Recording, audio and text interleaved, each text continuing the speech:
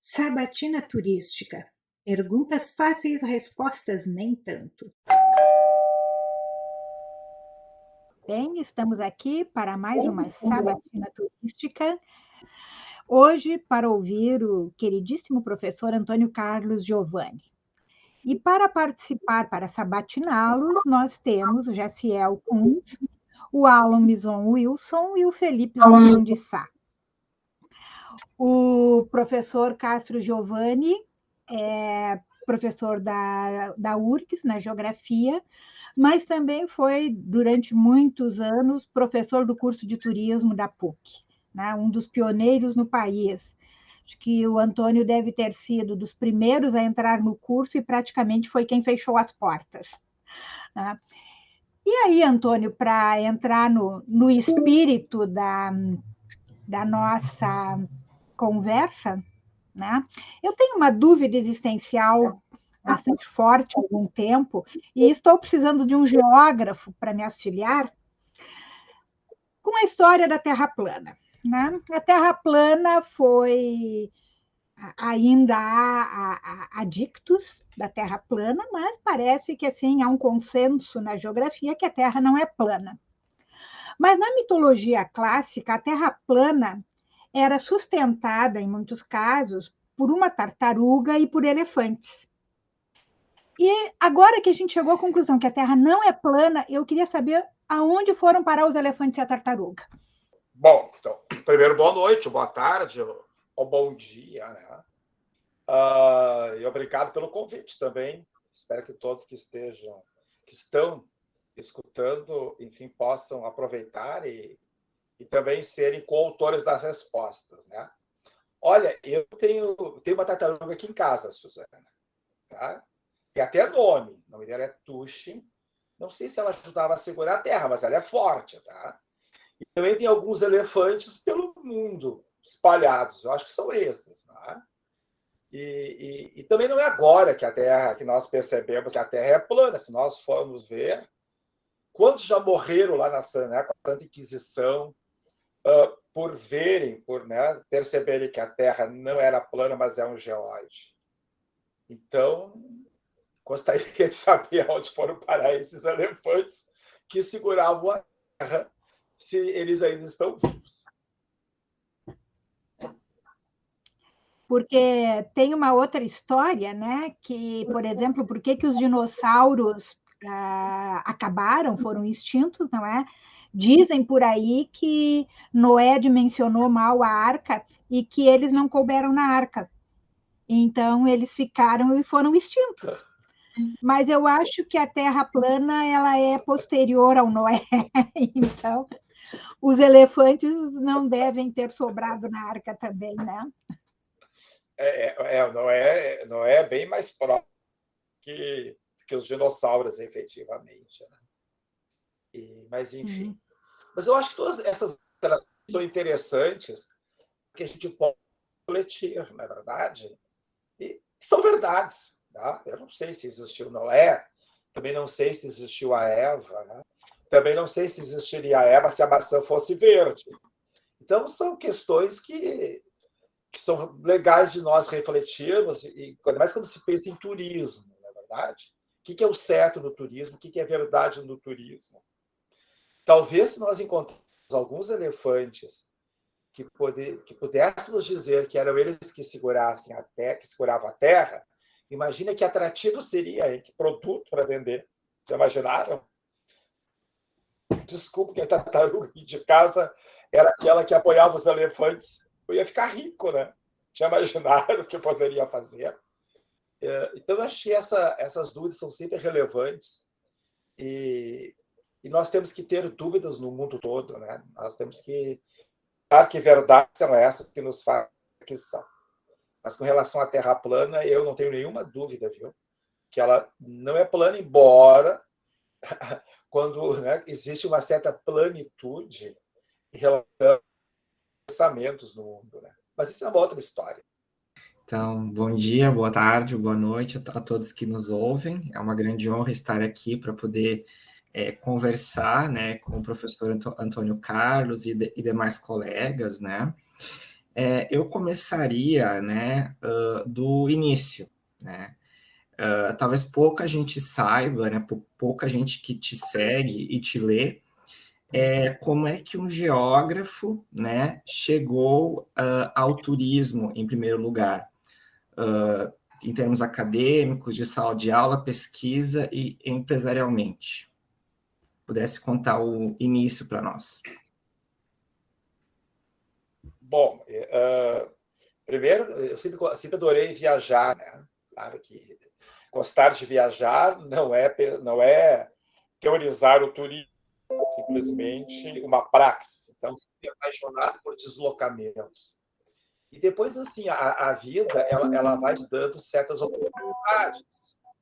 E eu penso que nós temos que aproveitá-las.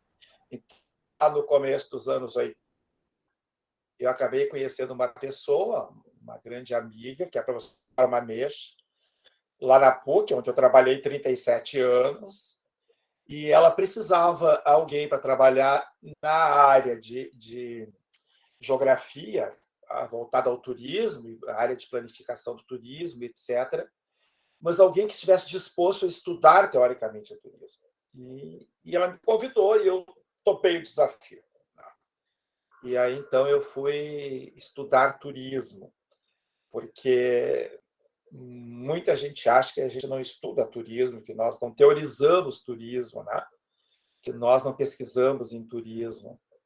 E foi isso. Então, sei lá, tive uma oportunidade, tive muitos excelentes colegas, junto do corpo docente da PUC, e nós também éramos os primeiros, né, que começamos a teorizar o turismo, a nos importar com a epistemologia do turismo, né?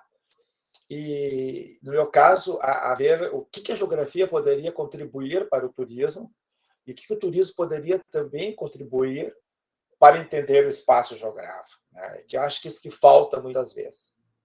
E eu estou falando no começo dos anos 80, onde não existiam também muitos turismólogos no Brasil, né?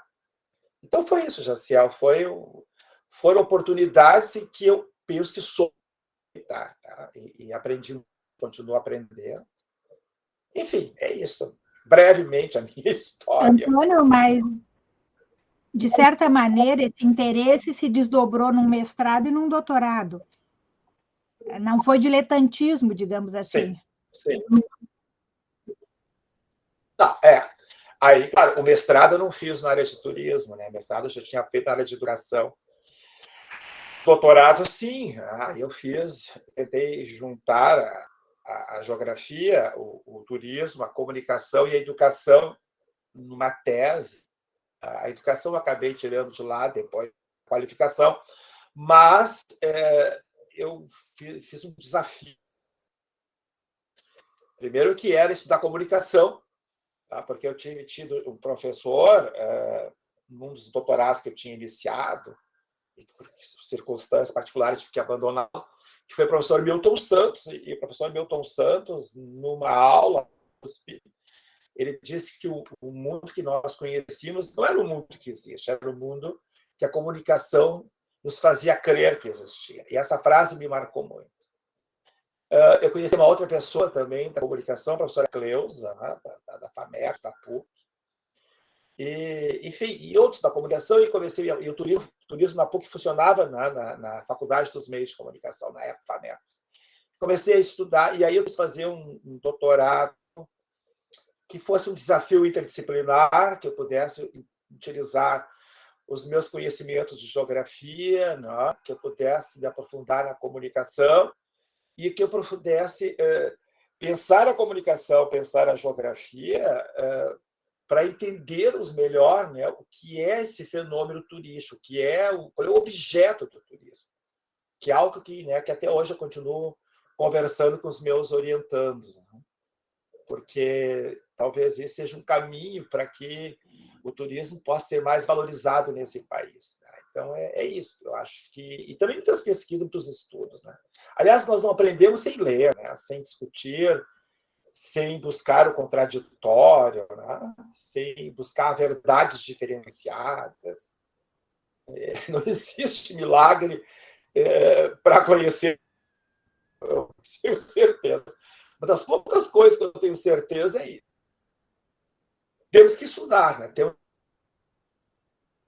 Eu tive a possibilidade, no começo dos anos 80, ter o Humberto Eco num curso que eu fiz no Canadá, e ele dizia, né, que mesmo que nós saibamos muito, nós temos que saber que não sabemos nada e que precisamos saber muito mais. E é isso a nossa vida. Nós estamos sempre nos dando conta que não sabemos nada e que precisamos saber muito mais. Inclusive, né, quem sabe descobrir a tartaruga da Suzana, né? Quem sabe não existe a tartaruga. Boa noite, Suzana, Jaciel, Antônio, Felipe, muito obrigado, Antônio, por vir. Professor, por favor, pense nos seus alunos, em todos os que você já teve. Mentaliza eles, os de pós-graduação, os orientandos. O que eles não gostam de escutar, que eles precisam escutar constantemente na vida deles? Eles precisam ler novamente, que eles precisam repensar, que eles precisam ler outros autores, que eles não podem escravizar os autores. E a grande pergunta que eu faço sempre é: qual é a tua questão de pesquisa? Tá? Então, é isso. E aí é um processo contínuo, na verdade. Tem alguns que não gostam de ficar escutando, que precisa repensar, que precisa refazer, que precisa reconstruir, não é verdade? Alguns não se importam. Então, eu acho que é isso. Né?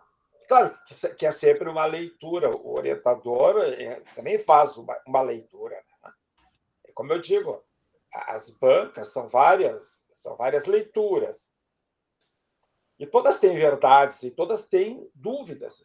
Isso é importante. Mas eu penso que tem que ter um casamento entre orientando e orientador. Eu brinco que é um casamento pedagógico.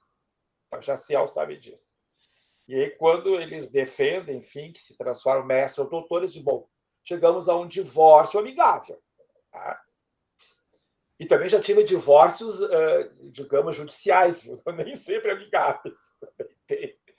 Mas é isso, se não tiver uma confiança por parte do orientando e do orientador, né, é difícil, né, o processo de comunicação, o processo de parceria, né, a cumplicidade, tem que ter uma cumplicidade teórica, epistemológica, né, acadêmica, entre orientando e orientador, enfim. E é um caminho de duas mãos, né, de duas mãos. Não pode exigir que o orientador saiba tudo. Eu já tive orientando que fez uma tese em 2 anos. O Jaciel até conhece. E aí tivemos que esperar 6 meses para poder defender. Tá? Enfim, ele lia 2, 3 livros por semana, que eu não conseguia ler os livros que ele lia. Tá? Ou alunos que leem outras línguas. Aluno que lia em alemão, eu não entendo nada de alemão. Então, tudo isso são desafios interessantes. Desafios interessantes. Você te respondi, Alan. Me respondeu muito bem. Obrigado, professor. Como é que foi, Jaciel, o teu divórcio pedagógico? Amigável. Completamente amigável. Não, Jaciel, nós continuamos até com pensão. Um dá pensão para o outro ainda, né? Seguimos. Foi com separação total de bens ou como é que foi? E aí, Castro? O que tu me diz? Sabe que, assim, bom, o Jaciel, o Jaciel faz parte daqueles orientandos, né, que quase andam sem orientador, que o orientador ajuda a incomodar mais do que ajudá-lo, sabe? Porque ele tem muita autonomia. Isso também é uma coisa importante, né? Quando os orientandos têm autonomia, mas, ao mesmo tempo, eles percebem que eles não sabem tudo. O Jaciel é um aluno assim. Jaciel lê, né, perfeitamente inglês e francês e tal. Então, acho que foi um casamento legal, né, Jaciel? E nós continuamos ainda publicando, né? Seguimos. Conversando, fazendo projetos. Então, isso é legal, né? Esses grupos que se mantêm. Eu tenho a sorte que eu tive quase 40 já mestres e doutores, e a maioria nós continuamos nos relacionando, trocando ideias, participando do grupo de pesquisa, né, conversando. Alguns desaparecem pelo mundo, né? Mas a grande maioria nós continuamos muito próximos. Isso é legal. Isso é legal. E alguns a gente até, dá para dizer até que a gente vira quase amigo, né? Que é uma outra etapa, obviamente, né? Depois do processo pedagógico. Milton Santos na tua vida? Olha, Milton Santos na minha vida foi muito importante, porque eu acho que ele é importante para todos os geógrafos brasileiros. Tá? Para os Para não mim, geógrafos também. penso eu que um grande pensador, né? Foi um grande pensador, com uma obra vastíssima. Obviamente, uma pessoa muito difícil de lidar como professor, como colega, mas enfim. Mas eu não, tenho certeza que foi o maior geógrafo brasileiro, né? Não sei se de toda a história, mas pelo menos, enfim, da contemporaneidade, né? dos metade do século passado e até ele falecer. É uma obra vastíssima, em vários idiomas, em vários países. Foi embora do Brasil, embora alguns dizem que ele foi exilado, ele não foi, ele foi embora antes. Como todo grande cientista, grande pensador, enfim, muito preocupado com questões sociais, etc., também tem umas contradições, né? Enfim, ser um cientista. Há uma certa oposição que diz que ele foi um grande copista, e quando eu escuto, eu digo: queria eu ser um copista como ele, né? Porque, para mim, ele vai ser ainda o maior e continua sendo o maior no Brasil, né? E eu aprendi muito, eu tive a sorte de conviver com ele também na Associação de Geógrafos, né? Ele era muito generoso com a Associação de Geógrafos, ele sempre dava palestra, conferência, em qualquer lugar que chamasse, então ele tinha esse lado, como eu dizia, ele era funcionário público, ele tinha que dar resposta, né? Enfim, uma pessoa muito íntegra. Tá? Eu tenho muita paixão por ele e agradeço muito as contribuições. Ele é contemporâneo, na verdade. Ele continua sendo contemporâneo. Se nós pegarmos algumas obras dele, continuam contemporâneas e penso eu que, lastimavelmente, talvez por muito tempo no Brasil vão ser contemporâneas. Eu gostaria que deixassem de ser contemporâneas, né? Mas... Eu queria aproveitar o gancho, já que Suzana te perguntou sobre Milton Santos na tua vida, eu queria te perguntar sobre Edgar Morin na tua vida. Esse, então, enfim, é outra paixão que eu tenho, né? Por quê?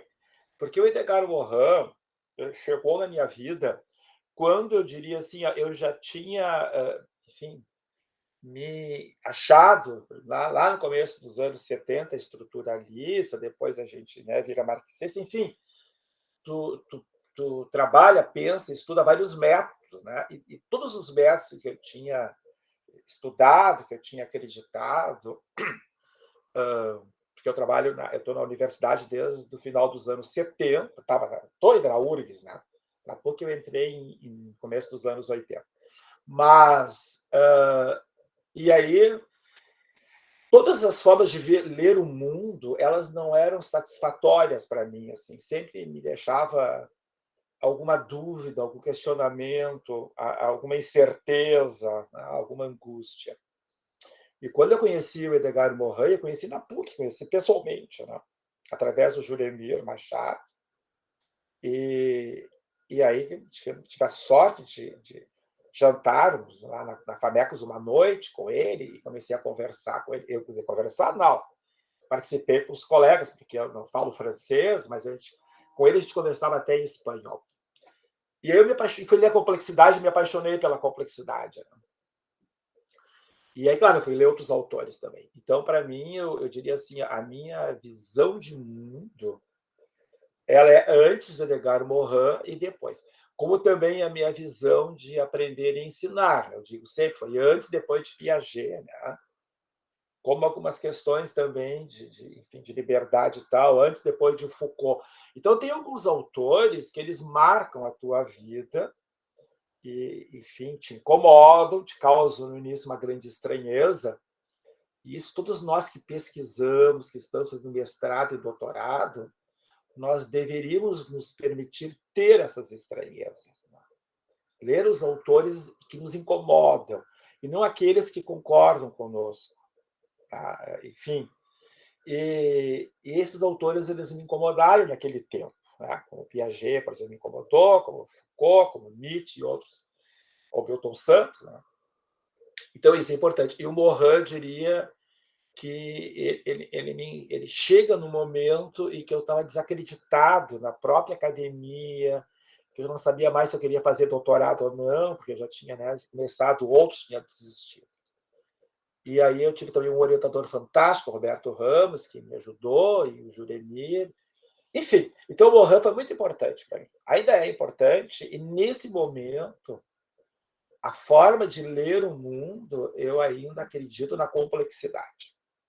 Não sei até quando, mas nesse momento, acho que a complexidade ela me abre muitas possibilidades, ela não fecha, e ela trabalha com uma coisa que é uma das poucas coisas que eu tenho certeza, né?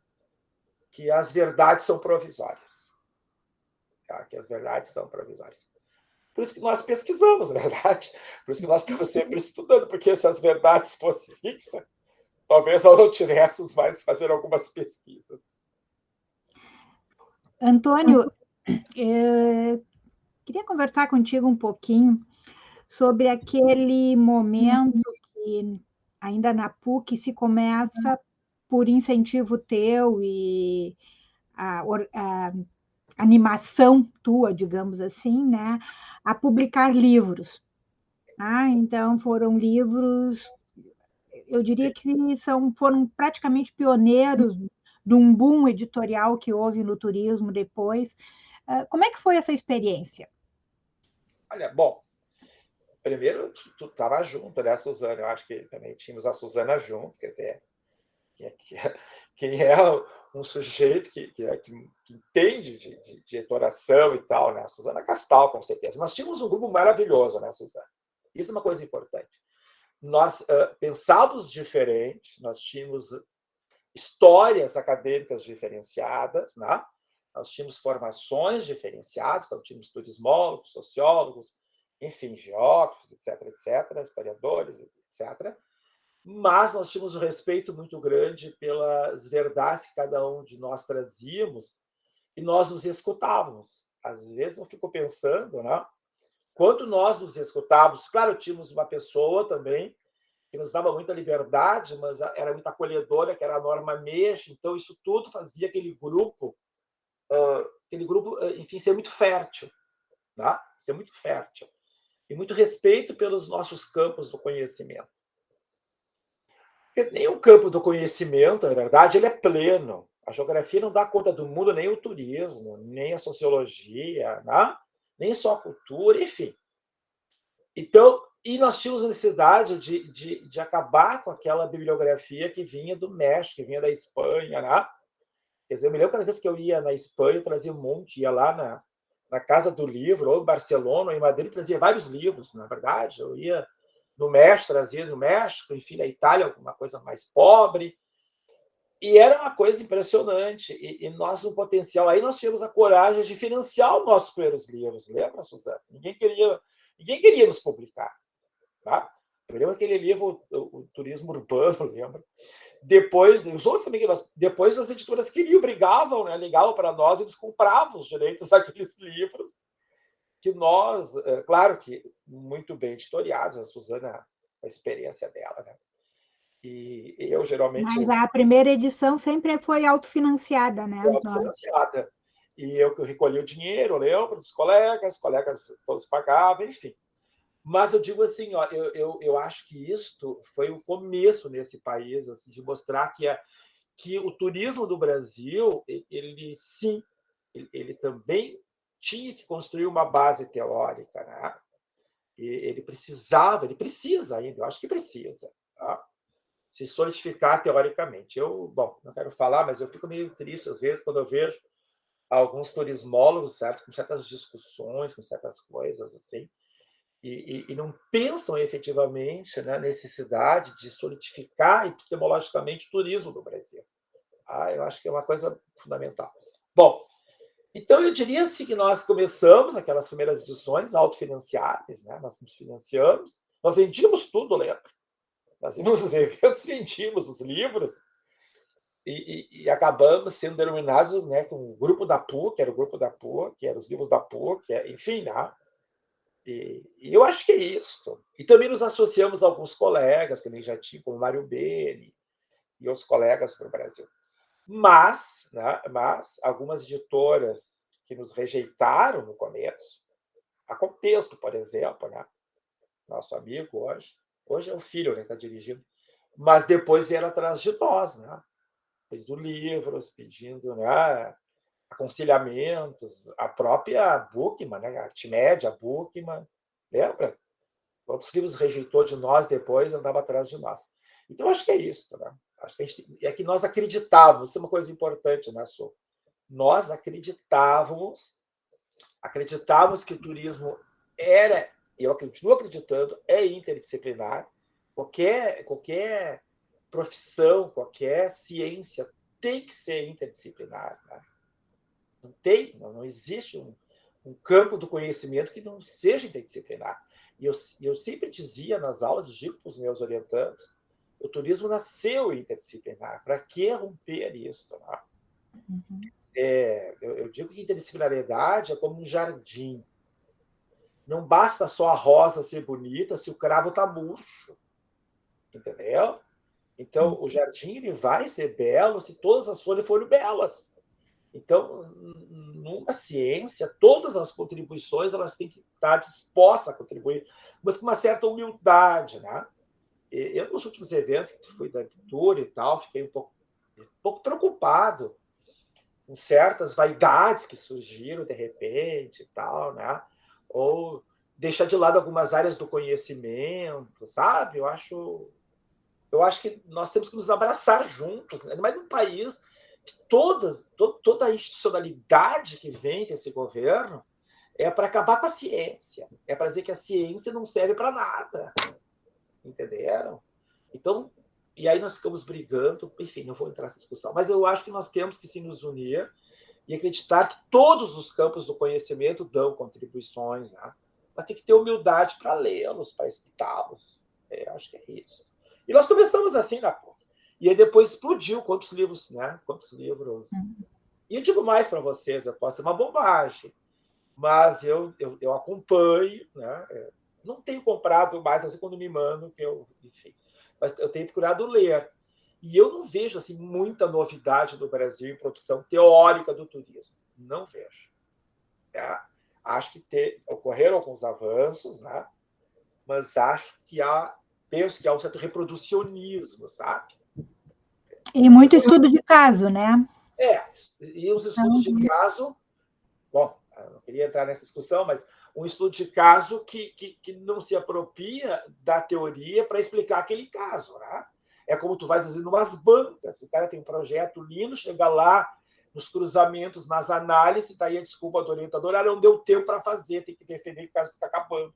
Ele não fez uma dissertação, né? Porque o que é o fundamental é esses casos tu teorizares, né? Para ser universalizado aquele conhecimento a partir de um caso. Na verdade, é isso que eu penso.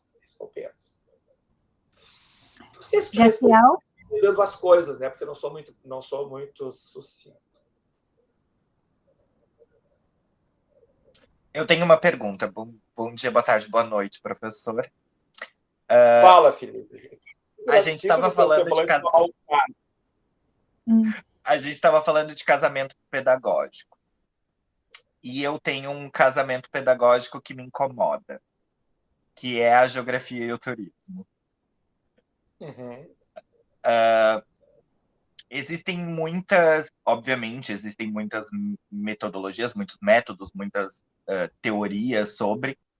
E eu queria saber do senhor, o que o senhor tem pensado mesmo que provisoriamente, sobre esse casamento geografia e turismo. Quais vieses, digamos assim, o senhor tem pensado? Bom, a gente acabou de fazer um dossiê, né? Um dossiê, enfim, Jaciel e Maurício organizamos um dossiê, né? Vocês participaram, enfim, e num texto que eu resolvi reescrevê-lo, porque ele já existia, mas eu reescrevi porque era um texto muito usado, antigo. Eu tento mostrar, né, tento trazer uma questão que eu discuti muito com vários colegas. Qual é o objeto de estudo do turismo? Né? Qual é o objeto de estudo do turismo? Que não dá para ter uma episteme se não tiver um objeto, né? Porque eu estou traduzindo a ideia de episteme como verdade, né? Verdade por existir uma ciência, por existir conhecimento. E eu dizia para os alunos, né, que a geografia existe porque tem um objeto, que é o espaço geográfico, né, que é um conjunto indissociável de sistema de objetos, sistema de ações. Eu acho que o turismo tinha que pensar um pouco nesse casamento. Assim, será que esse objeto da geografia, né, que é o espaço turístico, aliás, desculpe, o espaço geográfico, ele não pode, através de uma abstração, tá, se aproximar do que seria um objeto do turismo? Tá? Que seria esse objeto turismo? Tá? Seria o espaço turístico? O espaço turístico não pode ser um objeto para o turismo se nós aproximarmos do que o Milton Santos dizia sobre espaço geográfico e o que o Mário Bene dizia sobre o Sisturi, etc. Então, se nós fizermos essas aproximações, penso que tem muito a ver. Outra coisa, assim, ó, a geografia estuda certos conceitos ou categorias, se nós formos, né, para uma leitura mais materialista, enfim, com um certo olhar, que não pode ser o mesmo olhar do turismo. Né? Por exemplo, eu disse vários eventos já por aí afora, porque durante muito tempo, eu, na geografia, fui massacrado, né? No tempo dos anos 80, em que a geografia era marxista no Brasil. E se não falasse 3, 4 termos marxistas, tu eras mal visto no Brasil, né? Uma geografia crítica. Eu fui massacrado nessa época que eu trabalhava com turismo, me chamavam de burguês, que eu era um burguês, que, enfim, que eu não tinha pena das paisagens, né? Porque tem um grande grupo na geografia que acha que turismo destrói, né? Destrói tudo, destrói paisagem, destrói cultura, sabe? O turismo destrói. É o capitalismo, é o turismo. Né? E turismo destruía a paisagem. Eu cansei de ler trabalho, de ver trabalho, de participar em evento, discutir com colegas isso. Turismo é destruidor de paisagem. Agora, eu penso que esses conceitos que o turismo acaba utilizando, e outros também, ele deveria ser apropriado de uma forma epistêmica pelo turismo. Tá? O turismo não destrói paisagem. Quer dizer, qualquer atividade humana, qualquer processo humano reconstrói as paisagens. E os turistas tinham que trabalhar nessa leitura. Por exemplo, podia dar vários outros conceitos que o turismo utiliza na minha leitura equivocadamente, porque não houve essa aproximação com uma episteme. Então, o turismo, ele como qualquer processo, tá? Qualquer processo que concentra indivíduos, e pode ser indivíduos até não tem a vida, ele vai alterar as paisagens porque é um processo. A própria Terra, ela busca um equilíbrio através de mudanças de processo. Então, esses desencontros da geografia com o turismo, ou com a sociologia, com a antropologia, ocorreram muitos desencontros, tá? Que eram cientistas que vinham com uma carga muito forte marxista, mas com certo ranço, porque a leitura que se fazia do turismo até então que era uma coisa, né, do liberalismo, né, do neoliberalismo, do capitalismo exacerbado, etc, etc. Olha quanto nós custamos para nos dar conta do turismo social, né? De várias coisas que são muito contemporâneas, etc. Por isso que a geografia, Felipe, em certos momentos, ela era divorciada do turismo. Tá? Era divorciada. Eu me lembro no congresso que eu fui, que não tinha nada a ver com turismo em Goiânia. Não vou dizer o nome da geógrafa famosa, ela começou dizendo que eram 3 coisas que eram o mal da contemporaneidade, né? Uma era o capital invisível, tá? A segunda questão era os políticos, o amor que os políticos tinham pelas famílias, e a terceira era o turismo. O terceiro era o turismo. E daí eu perguntei para ela se ela estava em hotel, se ela estava embaixo de uma marquise, se ela tinha vindo de avião, se ela tinha vindo de quê? De São Paulo para Goiânia. E daí ela começou a me responder se ela não tinha comprado nada, se tinha comprado. Eu disse, bom, então, se não tivesse turista, ela estaria onde, professor? Naquele tempo ainda não tinha, né? Hoje ela me responderia que poderia ser feito né? De forma remota. Naquele tempo não tinha. Então, durante muito tempo, algumas ciências, campos do conhecimento, né? Eles liam mal o turismo, tá? E eles criticavam o turismo. E os turismólogos não tinham, vou dizer uma coisa, não tinham bala, sabe? Para poder dar tiro e dizer, não é assim. Por isso que eu brigava tanto com os nossos alunos, futuros turismólogos. E vocês têm que estudar, vocês precisam ler, para dizer que não é qualquer um que pode ser turismólogo, né? Não é qualquer um que pode pensar, refletir sobre turismo, entendeu? Preciso te responder. Mas eu penso que as ciências precisam, sim, ser revisitadas pelos turismólogos, mas num diálogo. E não, como eu já escutei recentemente, uns tempos para cá, não precisamos dos outros teóricos. O turismo dá conta de tudo. Acho que vai ser outro equívoco.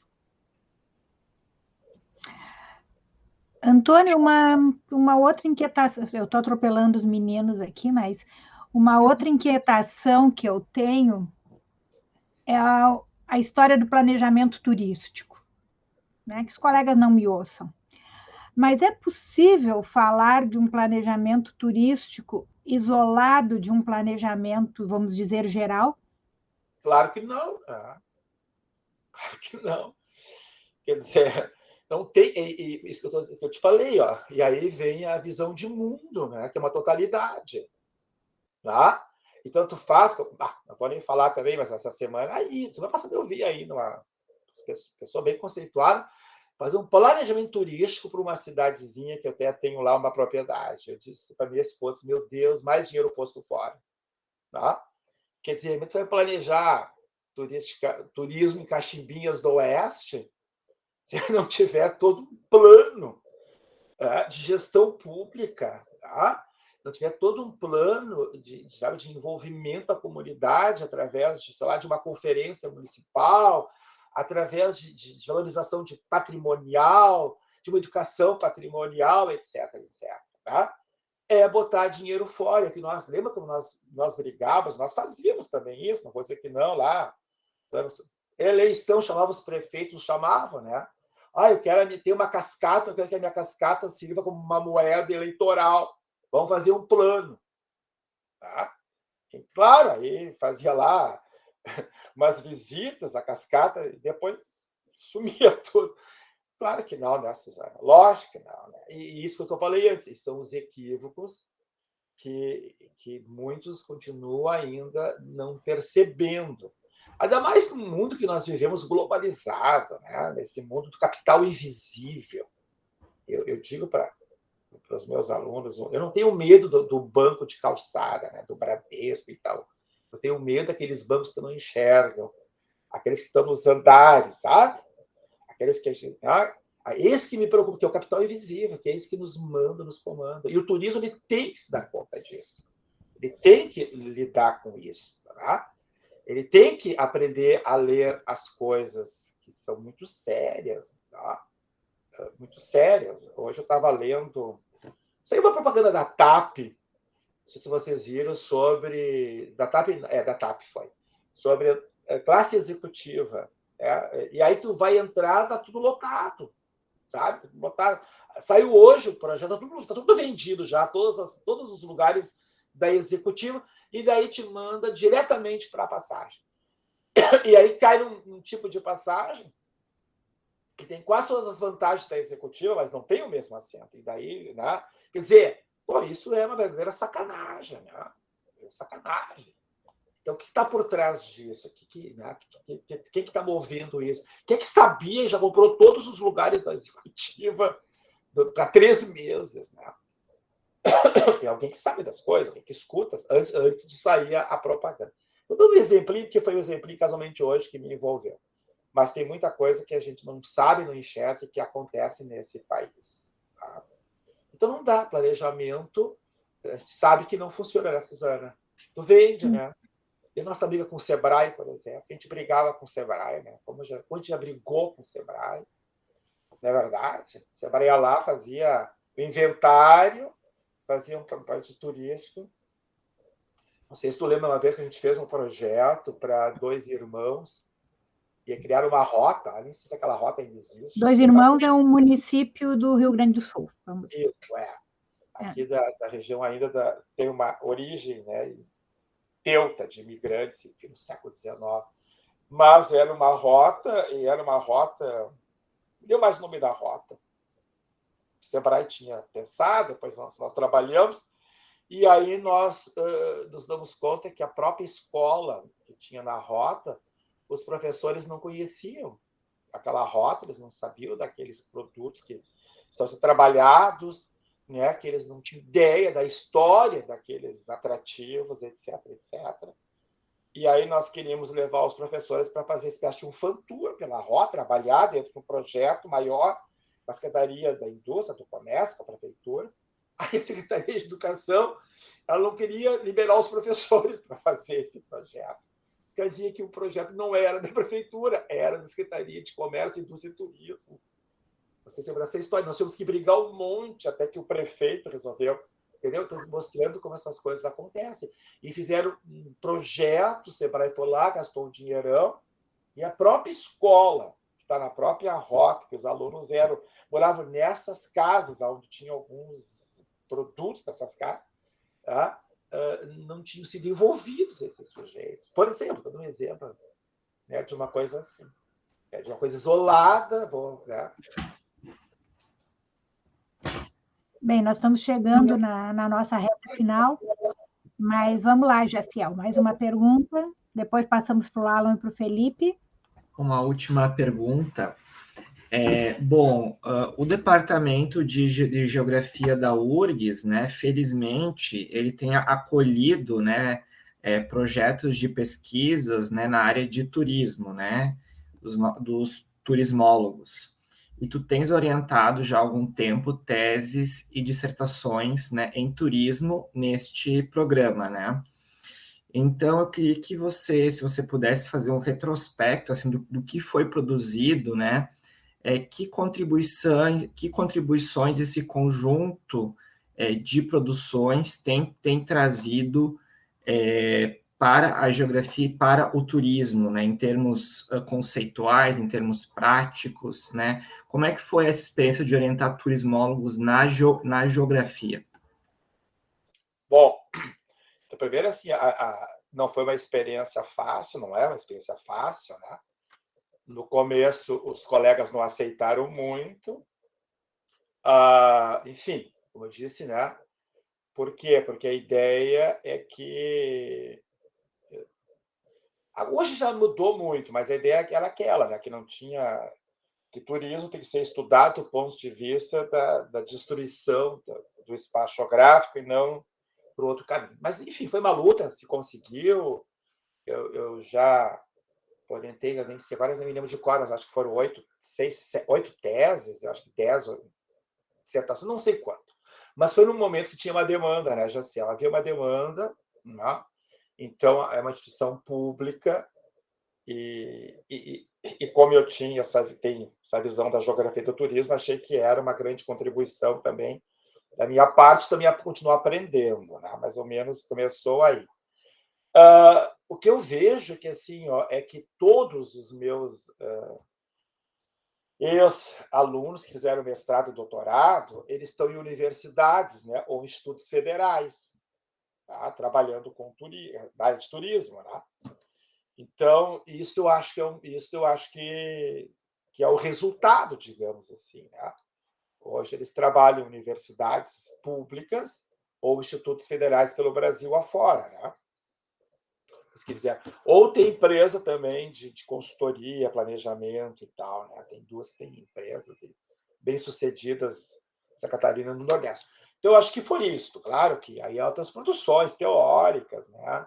Capítulos de livros, enfim, livros de tese, né? Tem também. Mas eu penso que essa questão de eles estarem hoje em academias, né? E, na verdade, é uma certa forma de continuar esse processo. Tá? Acho que eu te respondi, né? Mais ou menos.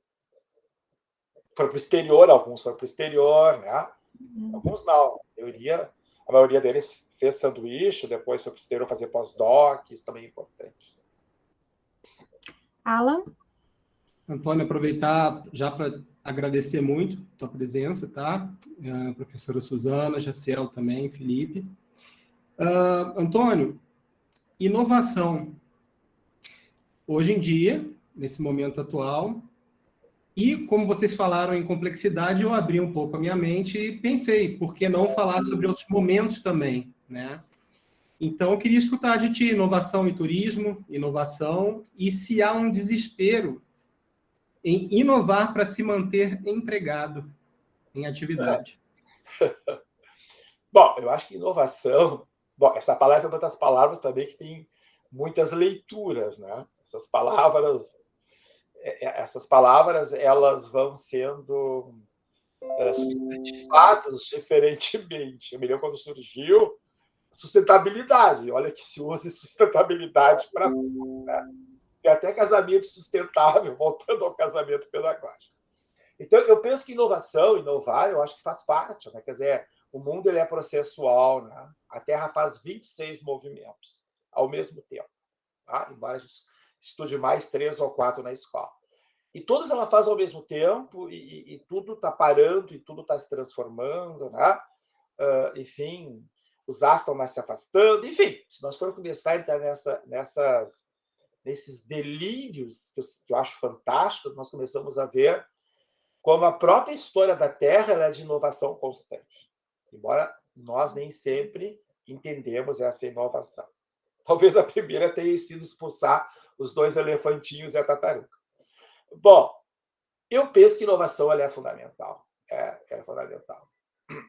Só que tem que ser uma inovação com responsabilidade, na minha leitura, tá? Uma inovação onde o ser humano não pode estar afastado, não pode estar distante. Eu não consigo entender como é que as pessoas fazem turismo pelo Travel Channel, não consigo entender.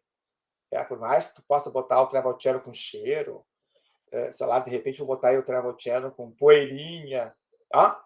Tem que estar junto, tem que estar na hora, né? É questão Então, o ser humano ele é muito importante. Ele é muito importante, o ser humano, as experiências com o ser humano. Não é que tem que ter mais praticidade, tem que ter certas coisas que nós temos, né? Usar tecnologia, né? Mas também não dá para a tecnologia substituir o ser humano totalmente. Isso eu acho, ainda mais no turismo, que precisa de acolhimento. Eu tive uma vez uma experiência, não foi agora, já faz algum tempinho, de um hotel na cidade de Montpellier, na França, e que não tinha ninguém. Eu cheguei, passei meu cartão, abri uma porta, botei meu cartão, peguei o travesseiro, sabe? Fui embora, não vi ninguém. Horrível, foi a pior experiência. Olha, eu já fiquei em hotel terríveis, assim, hotéis terríveis pelo mundo. Um dia eu posso te contar, tu vai morrer de rir. Mas a pior foi aquela experiência daquele hotel que não tinha ninguém, sabe? Não tinha ninguém. Um horror, um horror, um horror. Limpíssimo, sabe? Tudo maravilhoso. O travesseiro fofinho, o colchão, o chuveiro ligava, já corria água quente, mas não tinha ser humano, não tinha ninguém. Então, eu acho que o ser humano ele é importante, né? Eu acho que o ser humano que te faça acreditar naquilo, mas de uma forma honesta, de uma forma humilde, sabe? De uma coisa... Enfim, eu acho que turista tem que ter acolhimento. Não dá para, né? Não dá para ir numa casa e não ter acolhimento. Não é verdade? Tem que ter acolhimento. Tem que sentir sujeito, entendeu? Sujeito no conceito de ligar e morrer. Tá?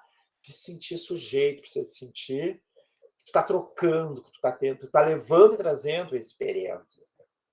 Então, a inovação, eu acho que ela é importante, claro que ela é importante, claro que ela é fundamental. Tá? Mas não ao ponto de vista de simplesmente substituir os seres humanos por robôs. Por robôs. É uma coisa que me irrita quando eu preciso falar com alguém, vem um robô E o robô que só responde aquilo que ele quer, entendeu? Isso, cada vez mais, tu vê no turismo, tu vês impressionante. É impressionante. Tá? É diferente tu andar por uma rua com alguém que vive naquela cidade e entrar num ônibus de turismo e botar aqueles fonezinhos. É ou não é diferente? Claro, é uma necessidade, né? Faz parte, claro. Mas tu anda pela rua andando. Né? Eu tive uma experiência. Bom, depois vocês vão corte, quiserem cortar. Uma experiência deste mês em Belém do Pará. Um casal de amigos e mais a filha tinham feito um roteiro turístico, né, com um shuttle bus lá de Belém, e tinha uma menina de 14 anos.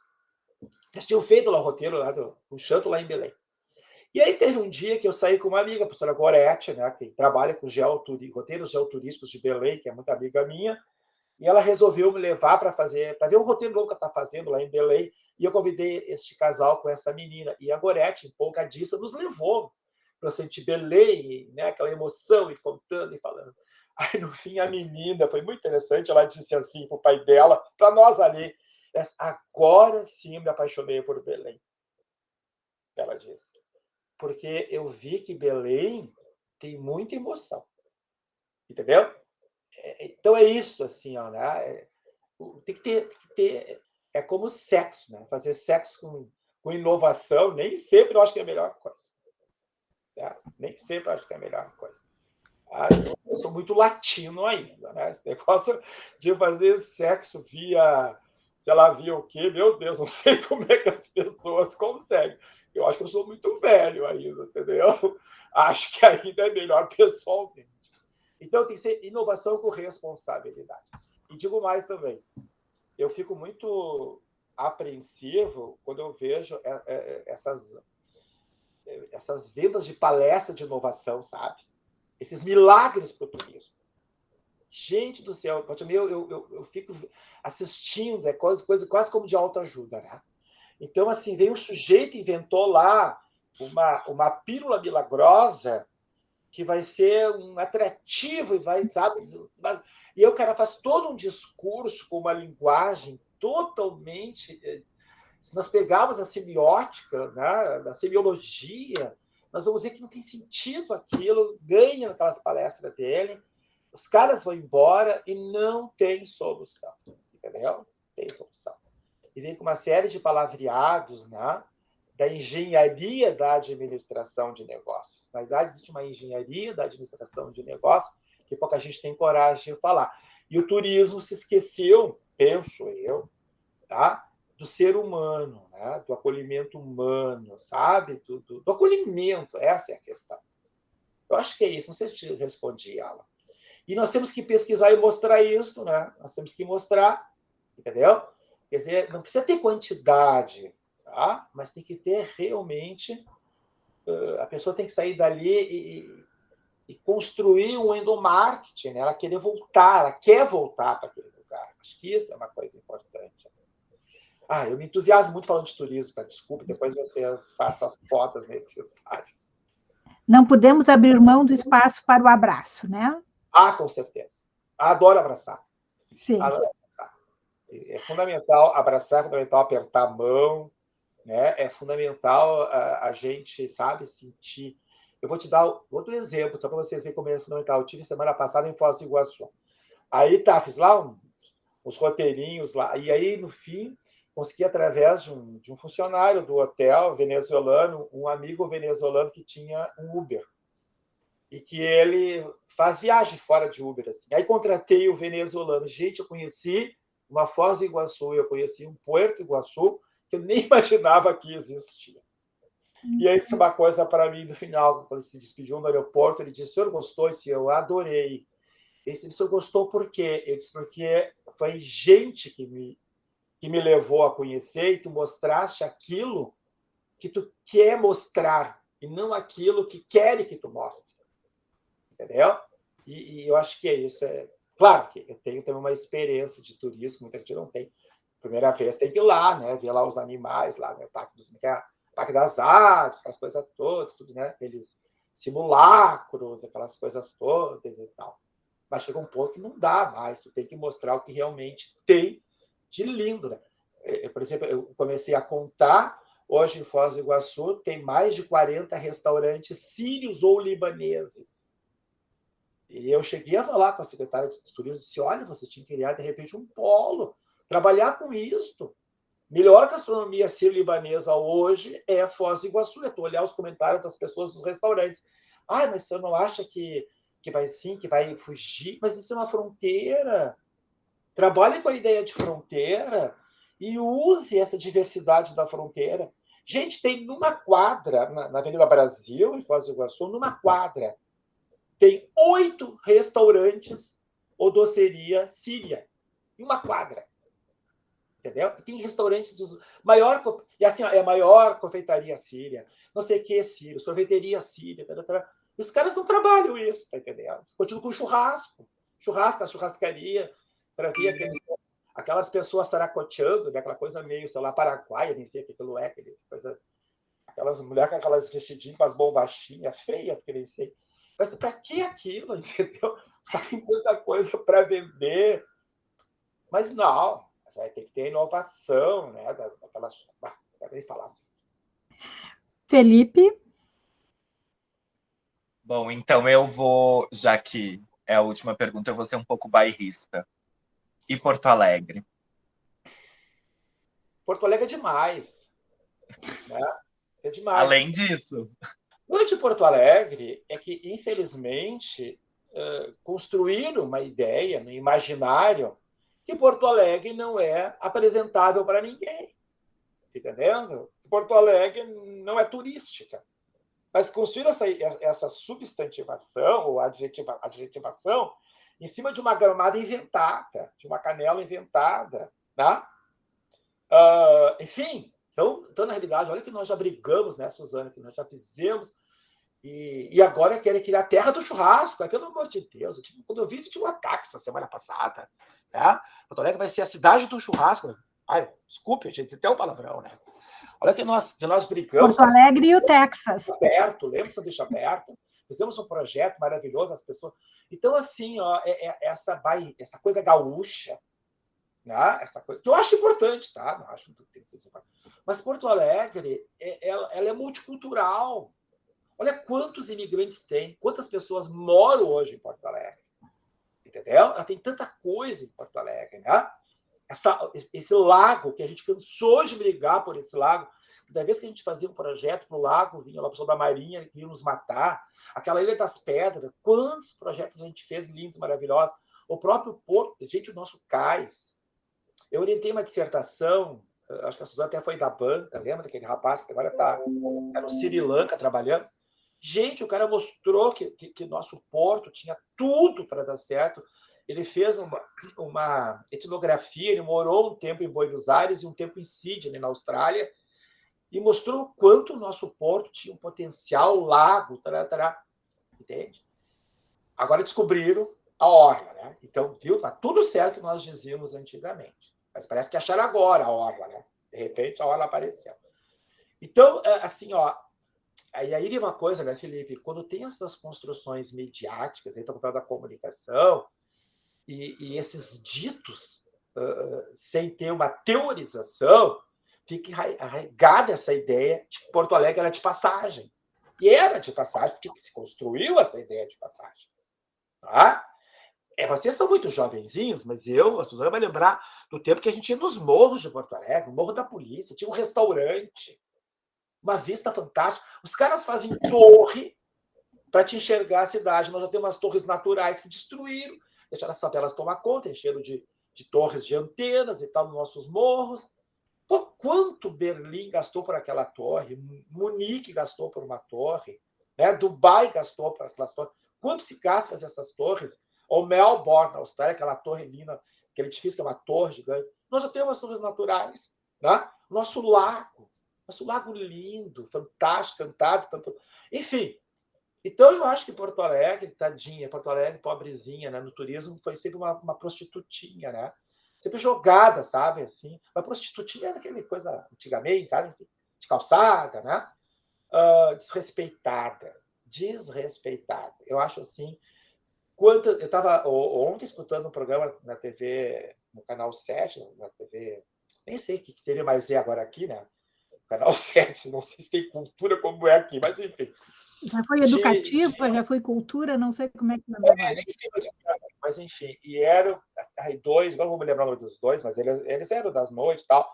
Eles falando da arte em Porto Alegre, assim, né? Dos cantores, dos trovadores, dos artistas, enfim, falando o quanto nós viramos as costas, né? Do nosso patrimônio não só material, mas desse patrimônio todo que nós tivemos e temos. E sempre nós temos como ideário turístico Gramado, que foi uma invenção. Tá? Foi uma invenção. Então, eu digo sempre assim, ó, eu penso que Gramado, tá? Enfim, aquela área, hoje a Serra Gaúcha chamada, claro que tem, né, toda uma construção, uma produção, investimentos, mas, por outro lado, essa polarização nesta área, ela atrasou outras áreas, entendeu, do Rio Grande do Sul. Tá? Ela atrasa outras, enfim, eu vou dizer assim, outros berços culturais, paisagísticos, que ficam isolados, ficam, sabe, no segundo, terceiro plano. Tá? Porque tudo parece que canalizado, o modelo é aquele modelo. E não é isso. Tá? O Pampa também tem coisas lindas, tá? As missões, etc, etc, etc. E Porto Alegre, o Lago Guaíba. Tá? É isso que eu penso. Então, Porto Alegre, eu acho que nós maltratamos muito Porto Alegre. Né? Eu fico muito triste. Eu acho que Porto Alegre é uma cidade muito, muito bonita, muito linda. Né? Quiçá tenhamos governantes, né? Que possam recuperar essa adjetivação de uma cidade realmente com uma identidade, mas uma identidade multicultural. Esse negócio de churrasco me irritou bastante. Me irritou bastante esse negócio do churrasco.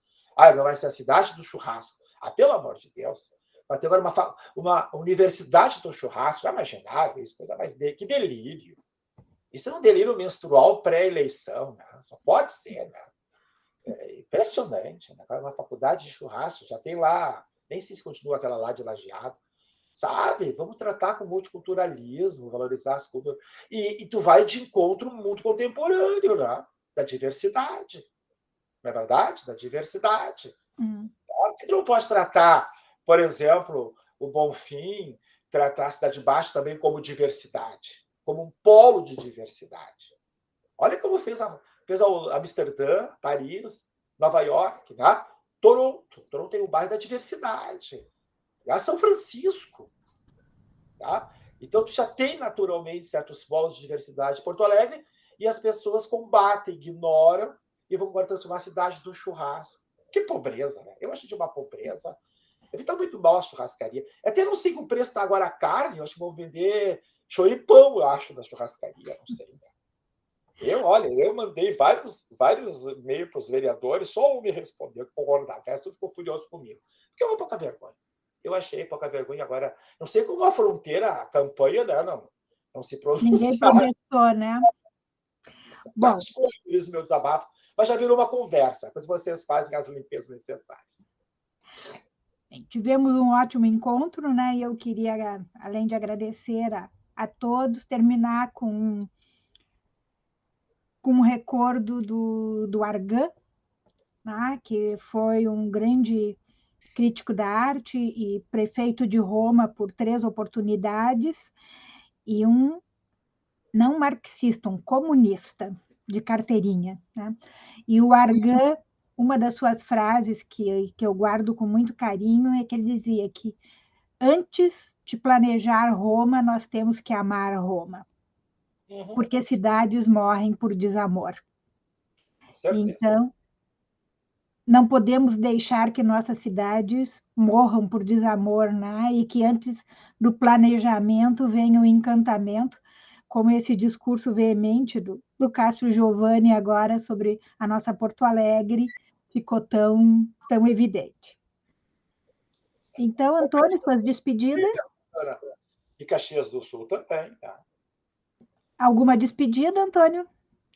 Eu queria só agradecer a oportunidade, eu até estava nervoso de que fosse perguntar sobre a minha situação financeira, né, em quem eu fosse votar, etc. Mas, enfim.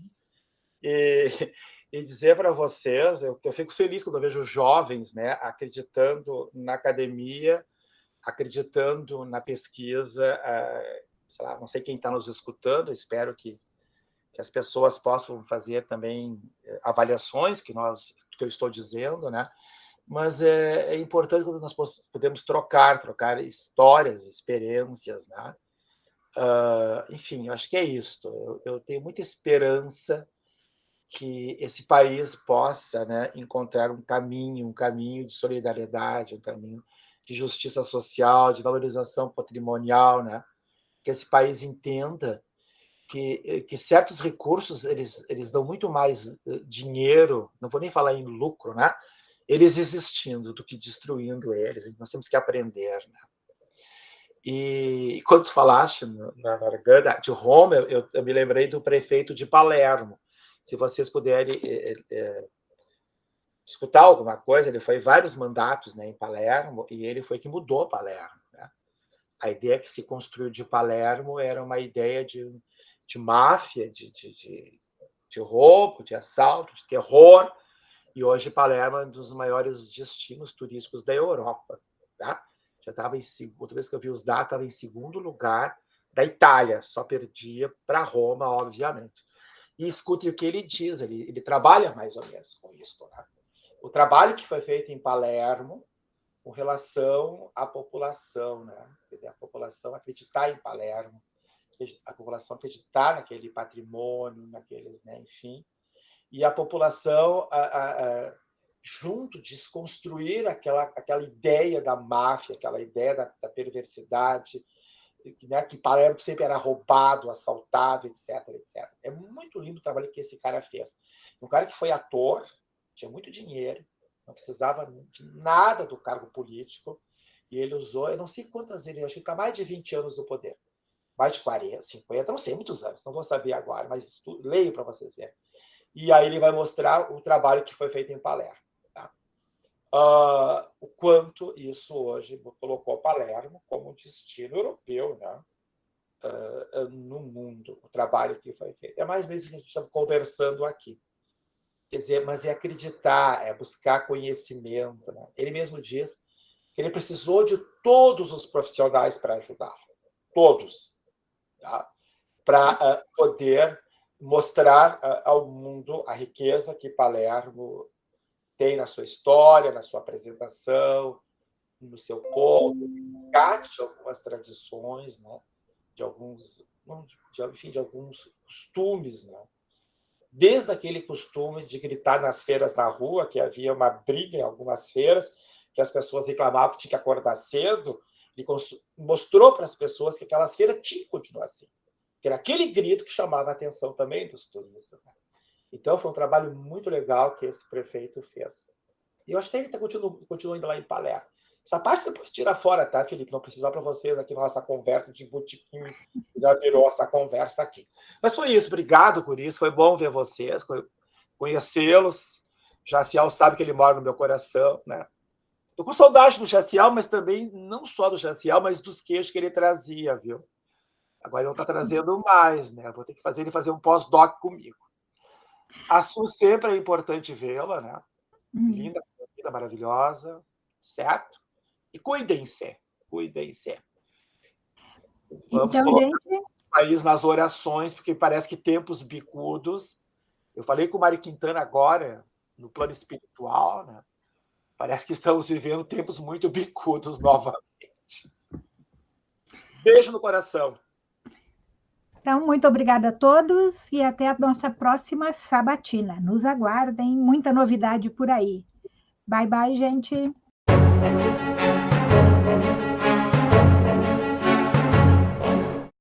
Você ouviu o podcast Sabatina Turística, uma produção da revista Rosa dos Ventos, Turismo e Hospitalidade, que busca promover a divulgação científica. Este projeto tem a coordenação de Suzana Gastal e colaboração de Matheus Vitor Tadioto, Felipe Zaltron de Sá, Carlos Rames e Alan Minzon.